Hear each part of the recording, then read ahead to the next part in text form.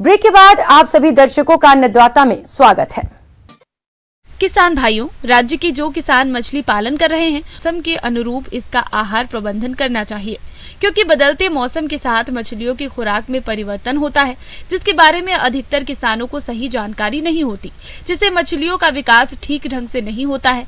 इसलिए मछलियों को कब और कितनी मात्रा में आहार देना है, इस बारे में जानकारी दे रही हैं कृषि विज्ञान केंद्र मुजफ्फरपुर की विषय विशेषज्ञ इप्सिता विश्वास। अच्छा, नमस्कार किसान भाइयों।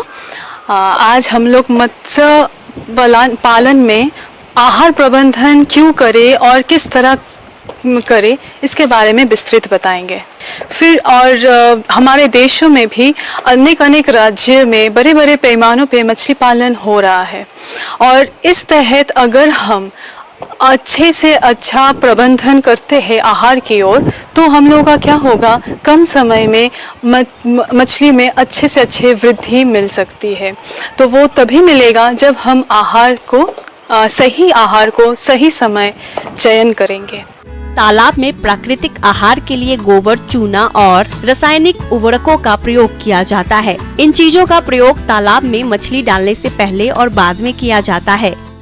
साधारणतः मत्स्य पालन में दो तरीके का आहार उपलब्ध होता है। एक है प्राकृतिक आहार और दूसरा पूरक आहार।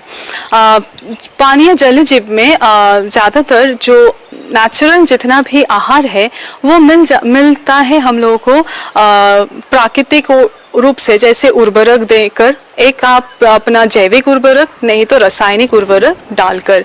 अब कैसे इसको हम लोग डालेंगे, हम लोग कच्चे गोबर या गोबर गैस की स्लरी, ये दोनों चीज़ को अगर हम चयन करते हैं, उसको प्रति हेक्टेयर 10 टन अगर देते हैं तो बहुत ही अच्छा रहता है प्लवक जन्म लेने के लिए।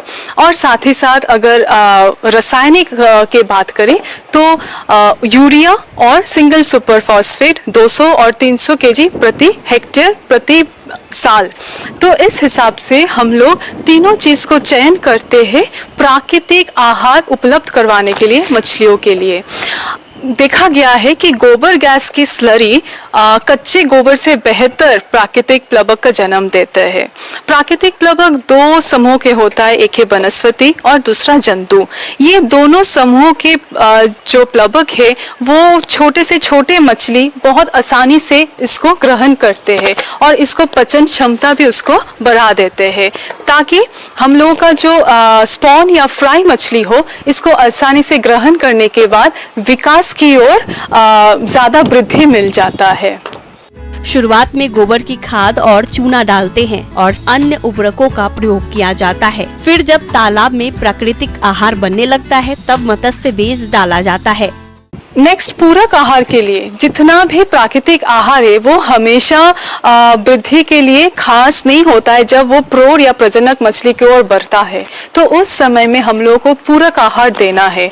जब हम सही मात्रा में पौष्टिक तत्व मतलब कार्बोहाइड्रेट, प्रोटीन, वसा, खनिज, उसके बाद गुड़ या मीठा और नमक, ये सब हम सही अनुपात में डालते हैं। मान लीजिए आप 100 किलो की आहार तैयार करते हैं, तब आपको कार्बोहाइड्रेट के रूप में चावल की कन्ना, जिसको हम राइस ब्रैन बोलते हैं, नहीं तो आप गेहूं के चोकर, ये सब आप ले सकते हैं लगभग 45 किलो। और प्रोटीन की ओर पे आप सरसों के खोल 45 किलो।